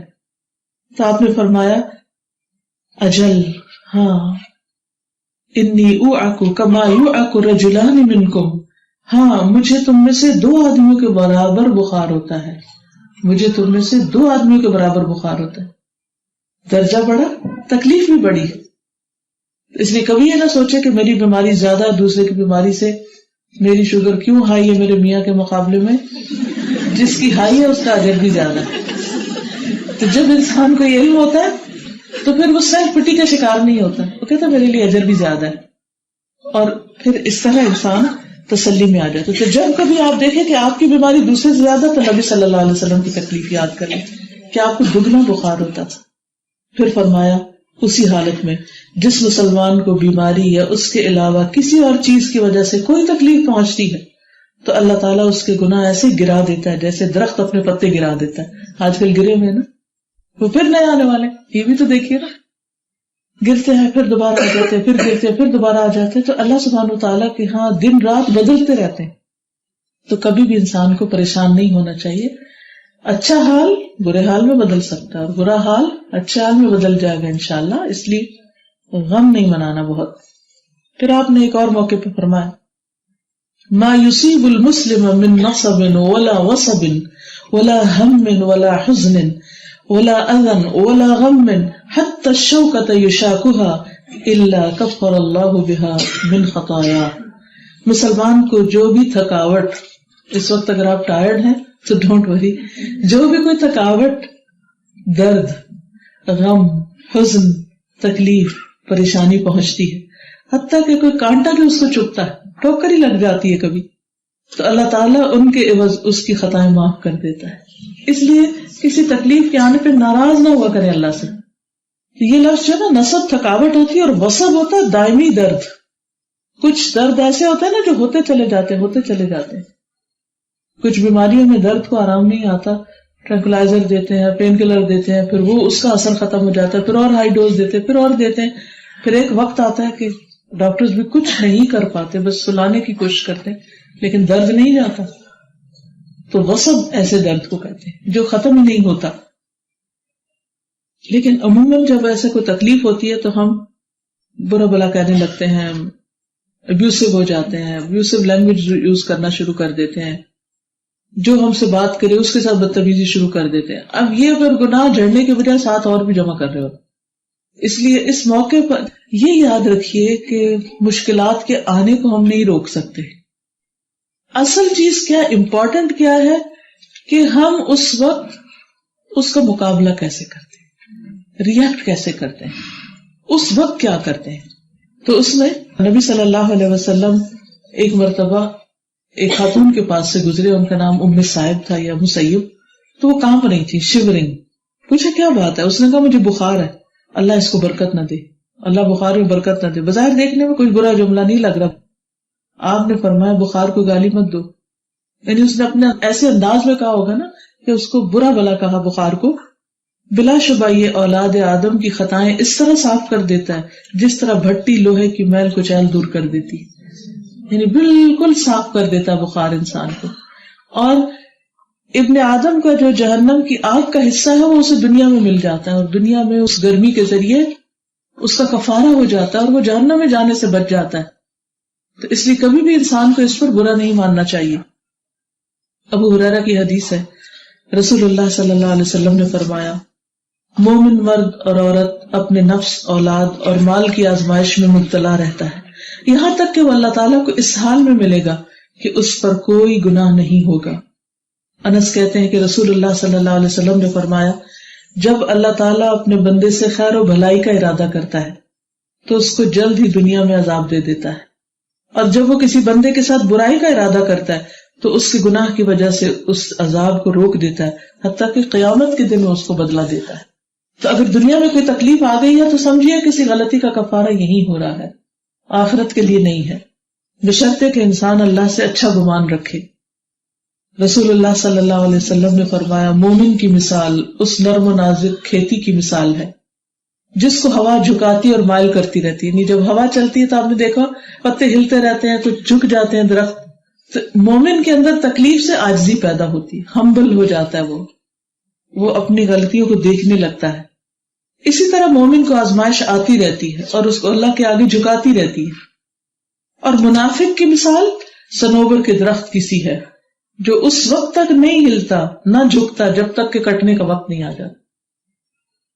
یعنی مومن پہ جو تکلیف آتی ہے تو وہ جھک جاتا ہے، روتا ہے، معافی مانگتا ہے، لا الہ الا انت سبحانک انی کنت من الظالمین، اللہ کے آگے روتے ہوئے گر جاتا ہے. لیکن منافق نہیں، منافق اکڑ جاتا ہے، واہ نہیں مجھے کیوں یہ تکلیف آئی اور میں اللہ سے ناراض ہوں، نعوذ باللہ، اس قسم کے غلط کفریہ کلمات کہتا ہے. کہا کہ حتیٰ کہ وہ کٹ جاتا ہے، وہ مرتے دم تک اللہ کے آگے جھکتا نہیں. تو مومن کو اس کے بدن میں، مال میں یا اولاد میں جو بھی تکلیف پہنچتی ہے تو اس کے گناہ معاف ہوتے ہیں، اس کے درجے بلند ہوتے ہیں. لیکن منافق پہ جب تکلیف آتی ہے تو اس کے گناہ کا کفارہ نہیں بنتی، بلکہ قیامت کے دن پچھلے گناہ اور اس تکلیف کے آنے پر جو ناراضگی ہے وہ سب لے کے اللہ کے حضور حاضر ہوگا اور وہاں پھر پوری سزا بھگتے گا. تو اس لیے عزیز بہنوں، جو بات آج سیکھنے کی ہے وہ یہ کہ ہمیں اپنے ایمان میں اضافہ کرنا ہے، اللہ سبحانہ وتعالیٰ کے بارے میں حسن ظن میں اضافہ کرنا ہے، مشکل سے اچھی طرح نپٹنا ہے، اسے گناہوں کا کفارہ سمجھنا ہے، اللہ کی رضامندی اور اللہ کے قرب کا ذریعہ سمجھنا ہے، اور اس حکمت کو جاننے کی کوشش کرنی ہے کہ اللہ تعالیٰ نے کسی چیز کو مجھ سے کیوں روک دیا، کیوں ڈیلے کر دیا، کیوں یہ حادثہ میری زندگی میں پیش آیا، اللہ تعالیٰ مجھ سے کیا چاہتا ہے، کیا مجھے کچھ اور کرنا ہے، یا رب تو مجھے وہ دکھا دے تاکہ میں اس زندگی کو بہترین طریقے سے گزار کر تیرے پاس آؤں اور ہمیشہ کی جنتیں اور راحتیں جہاں کوئی غم نہیں اور کوئی تھکاوٹ نہیں اور بہترین محلات ہیں اور بہترین لباس اور بہترین کھانے کی چیزیں اور ہر تمنا انسان کی وہاں پوری ہونے والی. انسان چاہے گا کہ اس کی اولاد ہو تو بغیر کسی تکلیف کے اس کو جس عمر کی اولاد چاہیے اللہ تعالیٰ وہ عطا کر دیں گے، اور جو بھی چیز اس کی خواہش ہے کچھ بھی نہیں چھوٹے گا اور وہ کبھی ختم بھی نہیں ہوگا. سب سے مزے کی بات یہ. تو اس لیے دنیا تو ہے ہی ٹیسٹ کی جگہ، کمرہ امتحان ہے. تو اگر یہاں ٹیسٹ آ رہے ہیں تو یہ تو آنے ہی ہیں، کیونکہ ٹیسٹ انسان کے درجے بلند کرنے کے لیے آتے ہیں. تو اللہ تعالیٰ ہمیں صبر اور حکمت عطا کرے، اللہ سے حسن ظن عطا کرے. وآخر دعوانا الحمدللہ رب العالمین. اس میں سے جو آیات اور احادیث میں نے پڑھی ہیں وہ اس کتاب میں ہے، مشکلات کا مقابلہ. اسٹال پر یہ کتاب ہوگی، آپ لوگ اگر لینا چاہیں، اور باقی بھی بہت خوبصورت حدیثیں اس میں موجود ہیں، آپ لے سکتے ہیں. میں نے تو صرف چند آیتیں اور 2-4 حدیثیں ہی آپ کو سنائی ہیں، باقی آپ خود بھی پڑھ سکتے ہیں. اور اس میں ہوتا ہی ہے کہ اگر یہ سامنے کہیں پڑھی گا نا کتاب، تو جب کوئی مشکل آئے تو جا کے بس ایسی رینڈملی کھول لیا، یوں کوئی نہ کوئی بات ایسی مل جائے گی کہ جس سے آپ کو یاد دہانی. اب مثلاً ابھی آپ نے لیکچر سنا، ابھی تو ٹھیک ہے کچھ سمجھ میں آ گیا، لیکن جو ہی آپ جائیں گے کوئی مشکل پیش آئے گی تو لیکچر بھول جائے گا، تو پھر دوبارہ پڑھنے کی ضرورت پڑے گی. اور اس کے علاوہ ایک اور چیز، مشکلات کا مقابلہ دعاؤں سے بھی کیا جاتا ہے، تو خوب خوب دعائیں مانگیں.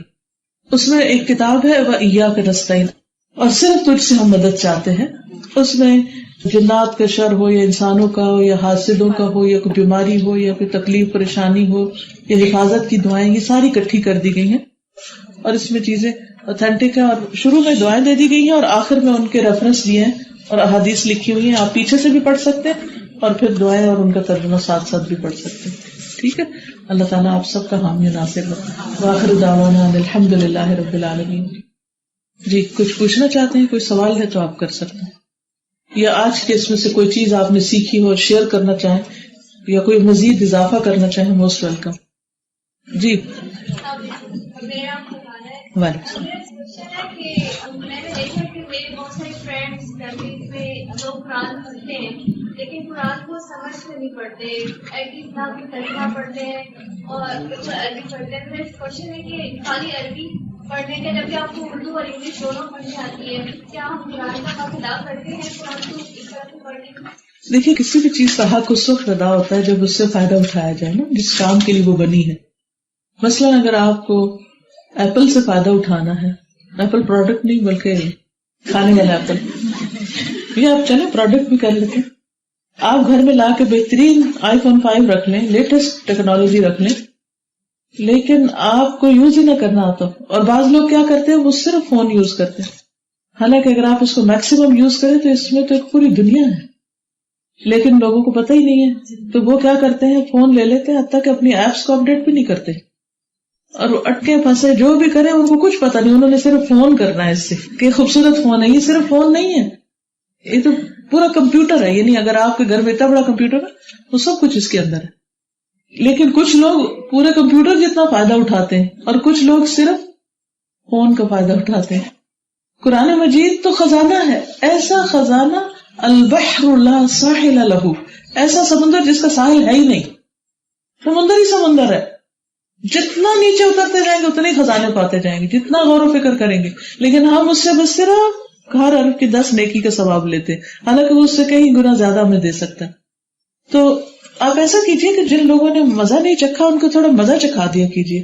فہم القرآن کا جیسے ترجمے کی CD ہے وہ ان کو گفٹ کر دیجئے، یا کوئی ایسی چیز جس سے ایک دفعہ قرآن سے ان کو جب جواب ملنے لگیں گے پھر ان کا انٹرسٹ خود ہی ڈیولپ ہو جائے گا اور وہ بھرپور فائدہ اٹھائیں گے انشاءاللہ. جی آپ فرمائیے. آپ نے لاسٹ میں کہا تھا کہ 10 آیت قرآن کی رات کو بھی پڑھ لی تو وہ شروع کر دے، تو پھر میں نے جا کے کچھ لوگوں کو بتایا تو وہ کہہ رہی ہے پوچھنا کہ سورۃ ملک بھی اسی میں آئے گی کہ نیا قرآن شروع کریں. دیکھیے سورۃ ملک تو ہم روزانہ روٹین میں پڑھتے ہی ہیں، لیکن میں نے صرف ایک طریقہ بتایا تھا کہ جس سے ہم نیکی میں مزید اضافہ کر سکتے ہیں. آپ یہ بھی کر سکتے ہیں. ایک اور مزے کی بات یہ ہے کہ یہ جو کتاب ہے نا قرآنی اور مصنون دعائیں، تو اس میں سے روز جو آیات 10 دعائیں پڑھ لیں تو 10 آیتیں ہو جائیں گی. ٹھیک ہے، اور 10 چیزیں قبول ہو جائیں تو اور کیا چاہیے. یعنی جو پورا قرآن نہیں پڑھ سکتے وہ یہ بھی کر سکتے ہیں کہ وہ کتاب لے کے اس میں نمبر ڈالے ہوئے تو ہر روز 10 دعائیں مانگ لیں، اور وہ بھی آپ کہیں اپنے بیڈ سائڈ ٹیبل پہ رکھ دیں. سوتے وقت بازو کو اتنا یقین کریں کہ چند سیکنڈ لگتے ہیں 10 دعائیں پڑھنے. لیکن دعا ہو یا نماز ہو، اس میں خشوع اور میننگ لانے کے لیے رک رک کے پڑھا کریں. یعنی میں جب پڑھتی ہوں تو میں اپنے آپ سے پوچھتی ہوں اچھا اس کا یہ مطلب ہے، یہ کہا ہے، یہ یعنی کہ اس کو ذرا سا روک کے پڑھتی ہوں. جو ہی تیز پڑھا تو وہ پتہ ہی نہیں کیا پڑھا. تو اصل فائدہ نماز کا یا دعا کا جب ہی ہے جب سمجھ رہے ہوں آپ. کچھ علماء کہتے ہیں کہ ہمیں غیر مسلم ملکوں میں نہیں رہنا چاہیے بلکہ ہجرت کر کے مسلم ملک میں جانا چاہیے. انلیس کہ آپ دین کے فروغ کے لیے کام کر رہے ہیں. پہلے تو مجھے یہ بتا دیجئے کہ کون سا ملک ایسا ہے جس میں سب کچھ اسلام کے مطابق ہے؟ کوئی ایک نام مجھے بتا دیں. اور کون سی زمین اللہ کی ایسی ہے کہ جہاں وہ آپ کو کہتے ہیں کہ خبردار جو اسلام کا نام لیا. اب اگر اس مفروضے کے اوپر ہم سب لوگوں کو دنیا میں جہاں جہاں بھی کوئی مسلمان ہے سب نکال لیں, کون ملک ان کو قبول کرے گا؟ کون ملک ان کو جاب دے گا؟ کہاں پر ٹکیں گے؟ لوگ پریکٹیکل ٹرمز میں نہیں سوچتے, صرف آئیڈیل اسٹیٹ کو دیکھتے ہیں. اب آپ دیکھیے کہ اگر آپ کسی بھی جگہ پر ہیں تو آپ کا حساب آپ سے لیا جائے گا کہ آپ کیسے رہے ہیں. مثلا ایک چھوٹی سی حدیث ہے, کل معروف ان صدقہ, ہر معروف صدقہ ہے. ہم ترجمہ اس کا کرتے ہیں ہر نیکی صدقہ ہے. معروف کہتے ہیں کسی بھی اچھے کام کو جو کسی بھی ملک یا علاقے یا قوم یا جگہ کا ہو جو اسلام سے نہ ٹکراتا ہو, اگر آپ اس کو اچھی طرح کرتے تو وہ بھی آپ ایک صدقہ کر رہے ہیں, اچھا کام کر رہے ہیں. مثلا کوئی شخص آپ کو, تو مسلم ہو نان مسلم ہو, اگر وہ آپ کو کسی خیر کے کام کے لیے دعوت دیتا ہے کہ آؤ میرے ساتھ مدد کرو, تو آپ کیا کریں گے؟ نہیں یہ نان مسلم ہے مجھے نہیں کرنا. نہیں, ایسا نہیں کریں گے. اگر وہ کوئی ایسا کام کہہ رہا ہے جس میں ہمارے دین کے خلاف کچھ نہیں جاتا, کوئی حرام چیز نہیں ہے, کوئی غلط چیز نہیں ہے, ایک اچھا بھلائی کا کام ہے, آپ تعاون کر سکتے ہیں. کیونکہ ہمیں اسلام نے کیا سکھایا؟ تعاونوا علی البر والتقوی, نیکی اور تقوی پر تعاون کرو ایک دوسرے سے. ولا تعاونوا علی الاسم والعدوان, گناہ اور زیادتی میں کسی سے تعاون نہ کرو, چاہے کوئی مسلمان ہی کیوں نہ بلا رہا ہو, اس سے بھی نہیں تعاون کرو. تو ہمارے دین میں تو اتنی وسعت ہے, اتنی خوبصورتی ہے. اور آپ لوگ اگر کسی بھی جگہ رہتے ہیں اور شکر گزار ہو کے رہتے ہیں اور اس ملک کے قانون کی پابندی کرتے ہیں اور کسی کو اذیت نہیں دیتے اور آپ غلط کام نہیں کرتے, تو آپ کو کوئی کچھ نہیں کہتا. دوسری بات یہ ہے کہ یہ جو نہ لکھا ہے انلیس کہ آپ دین کے فروغ کے لیے کام کریں. کیا جو شخص مسلمان ملکوں میں رہتے ہیں ان پہ فرض نہیں دین کے لیے کام کرنا؟ ان پہ بھی ہے, ان پہ بھی ہے اور آپ پر بھی ہے. نہ وہ بچے ہوئے نہ آپ بچے ہوئے. اللہ سبحانہ و تعالیٰ نے ہمارے اوپر ذمہ داری ڈالی ہے کہ ہم خود بھی اچھے بن کے رہیں اور اچھائیوں کو پھیلانے والے ہوں. ہم صرف اپنی جنت کی فکر نہیں کریں, ہم دوسروں کی آخرت کی بھی فکر کریں. نبی صلی اللہ علیہ وسلم کی فکر کس کی تھی؟ اللہ کا باخر نفسک علی آثارہم, لوگوں کی فکر تھی. آپ کو اپنی فکر نہیں تھی کہ میرے گھر کا آنا ہے کہ نہیں. اور ہماری امت کی فکر ساری کیا ہے؟ میرے گھر میں کچھ ہے یا نہیں, باہر لوگ کس حال میں, جنت میں جائیں جہنم میں جائیں ہماری بلا سے. نہیں, یہ خود غرضی غلط ہے. چاہے آپ مسلم ملک میں رہیں یا کسی اور ملک میں. جہاں تک کسی بھی فنکشن میں جانے کا تعلق ہے تو پھر یہی اصول یاد رکھیے کہ کہیں پر بھی جب اللہ کی نافرمانی کا کام ہو رہا ہے تو اس میں آپ نے نہیں شریک ہونا. اگر رشتے دار ہیں تو آپ ان سے بھی اچھے طریقے سے معذرت کر لیں.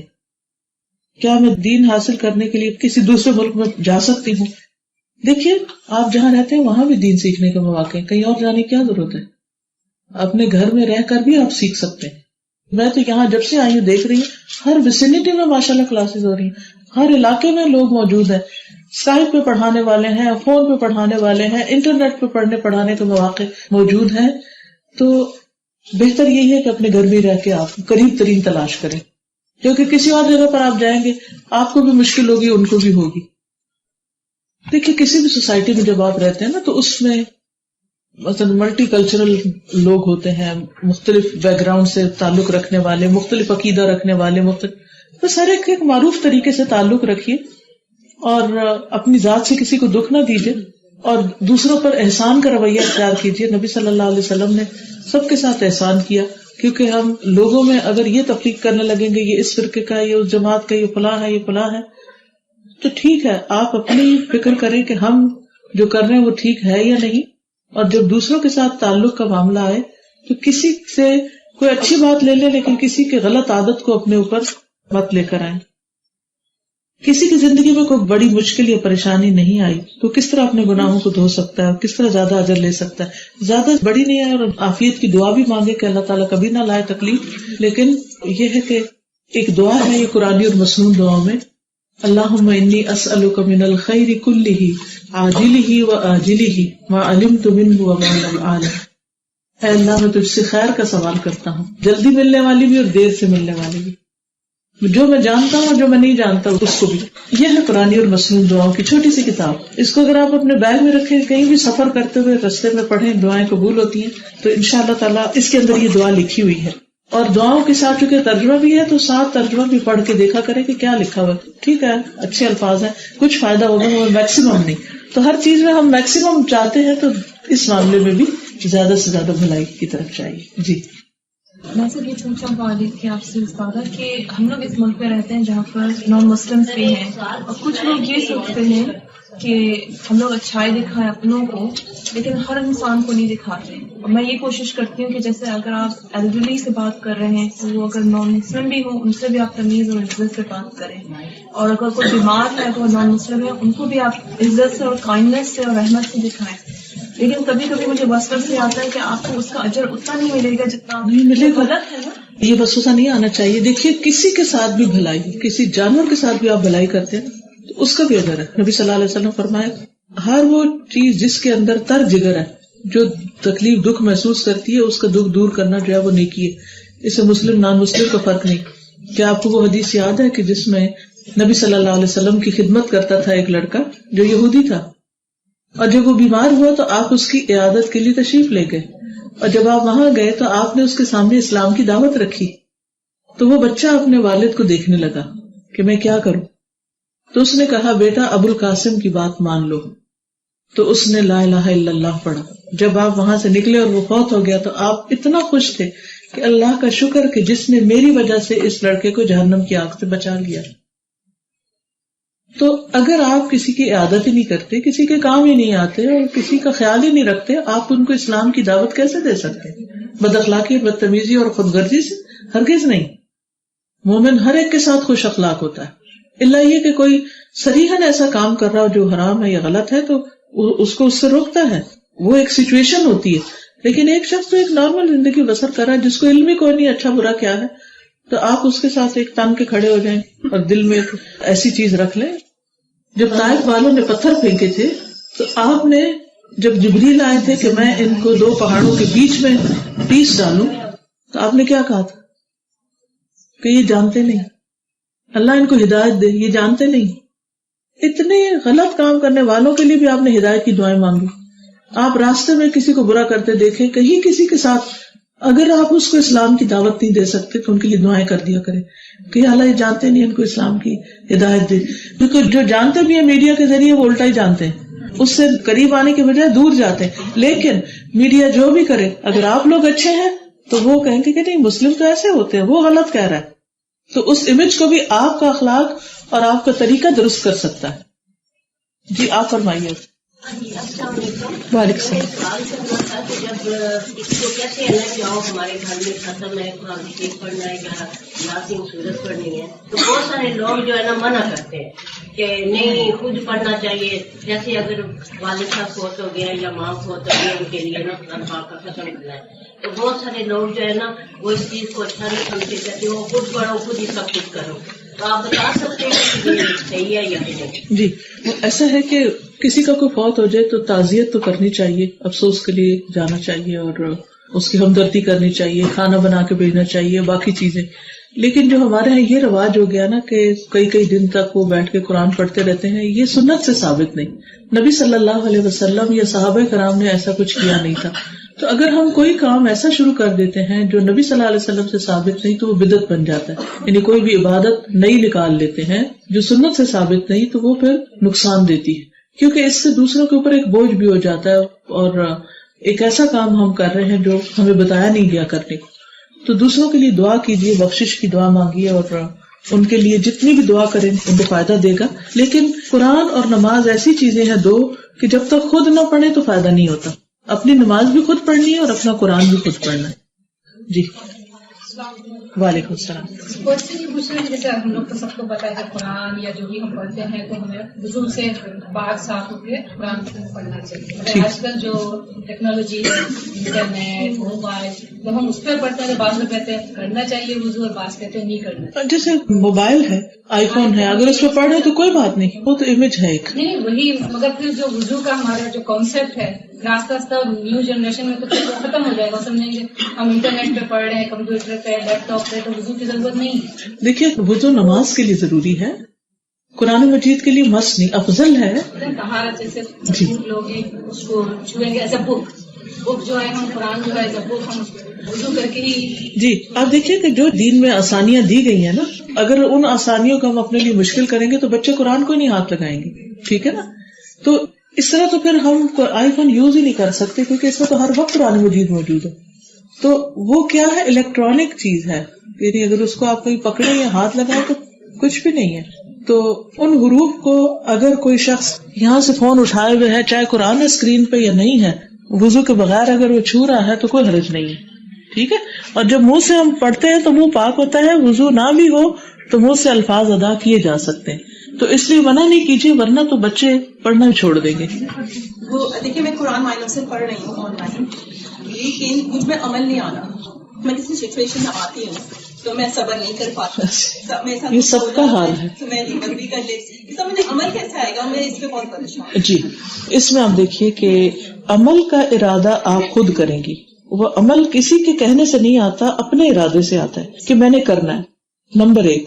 नंबर 2, एक गलती करने के बाद उस पर जब तौबा करें तो वादा करें आइंदा नहीं करूंगी, और कई दिन तक उसके ऊपर चेक रखें अपने लिए, फिर अपने लिए सजा रखें कि अगर की तो ये करूंगी, रोजा रखूंगी मसलन, या नफल पढ़ूंगी, या सदका करूंगी, और दुआ भी करें कि या अल्लाह मैं तो कुछ भी नहीं कर सकती जब तक तू मुझे तौफीक नहीं देगा, मुझे तेरी तौफीक चाहिए। तो इंशाअल्लाह दुआ की बरकत से आप देखेंगे आपको फायदा होगा। जैसे मैं एक बात एक्सेप्ट हूँ कि अल्लाह ताला के अल्फाज में मुझ पर असर नहीं होता, मतलब मेरा दिल ही ये अल्फाज अगर बार बार आप कहेंगे तो शैतान खुश होगा, ये जुमला आपने कहना ही नहीं, ठीक है। परेशानी अपनी जगह, लेकिन एक चीज लेके कोई एक आदत, सब पे इकट्ठा नहीं काम शुरू करें, एक आदत लेके पहले उस पर वर्क शुरू करें। आइंदा मैं गिबत नहीं करूंगी। क्या क्या तरीके, इंशाल्लाह सूरत हुजरात में मैंने काफी टिप्स दी हुई हैं कि कैसे बचना है।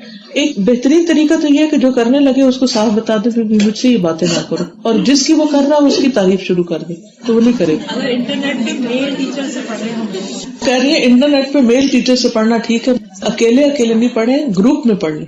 यानी कोई स्कॉलर है तो आप, अगर लड़कियों का ग्रुप है तो वो ठीक है, एक लड़की नहीं पढ़े, ठीक है। Yes, you have a question? Yes, alhamdulillah. Yes. You've inspired me. I'm not sure about everybody else, but you have had like a very, very big impact in my life in terms of how I would like to use my life and how relationship with the Quran, have you shared it with the world. And I'm sure all these ladies here, these sisters here, they appreciate this relationship. My basic question is, how do we, from just our little knowledge, now we travel with the Quran? How do we learn more about the Quran? Where do we start? And where do we go to gain, inshallah, as much knowledge as we do? If you know Arabic, you can go to Egypt, you can go to Saudi. If you know some scholars, they give private tuitions as well. And if possible, you can go to some university also. Is there a particular university or university? Jamiatul Imam, I think they have women's section also. Riyadh University. In Riyadh, there are 2-3 universities. I don't know specifically. I know they have scholarship for female students also. And I know some of my students, they have gone there. But exactly I don't know which university. Could you give one of their numbers? You ask them and... If you send your query on info@alhudapk.com, inshallah I'll try my best to find out their number and send you, inshallah. Okay? Give the reference that I'm that sister and I need that number, and inshallah I'll try my best. Okay? चाहिए आपको जी। ये इनका सवाल ये है कि यहाँ इस बारे में कंफ्यूजन है कि 4 इमाम हैं और उनमें से किसी एक के पीछे जाना चाहिए। डियर सिस्टर्स, मैं उन 4 इमामों का जो इमाम है उसके पीछे जाती हूँ, ठीक है। सुब्हानल्लाह वल्हम्दुलिल्लाह वला इलाहा इल्लल्लाह वल्लाहु अकबर। सुब्हानल्लाह वल्हम्दुलिल्लाह वला इलाहा इल्लल्लाह वल्लाहु अकबर। वला हौला वला कुव्वता इल्ला बिल्लाहिल अलिय्यिल अज़ीम। अल्लाहुम्मा सल्लि अला मुहम्मदिन व अला आलि मुहम्मदिन कमा सल्लैता अला इब्राहीम व अला आलि इब्राहीम इन्नका हमीदुम मजीद। अल्लाहुम्मा बारिक अला मुहम्मदिन व अला आलि मुहम्मदिन कमा बारकता अला इब्राहीम व अला आलि इब्राहीम इन्नका हमीदुम मजीद।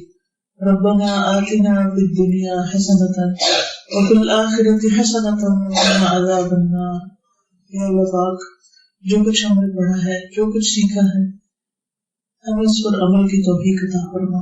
اگر کوئی بات زبان سے ایسی نکلی جو آپ کو پسند نہ ہو، ہماری اصلاح کر دے اور ہمیں معاف فرما دے. اور جو باتیں تیری رضا پسند کے مطابق ہوئی یا اللہ ہمیں ان پر عمل کرنے والا بنا دے. جتنی بہنیں آئی ہیں ان کے دلوں میں جو دعائیں نیک تمنائیں ان کو پورا فرما. بیماروں کو صحت عطا فرما، دکھی لوگوں کے دکھ دور فرما، ہماری اولادوں کو ہدایت عطا فرما، ہمیں دین کی بہترین سمجھ عطا فرما. یا اللہ ہمیں ایک دوسرے پر اعتماد اور ایک دوسرے کی محبت اور خیر خواہی عطا فرما. یا اللہ مسلمانوں میں اتفاق اور اتحاد پیدا فرما.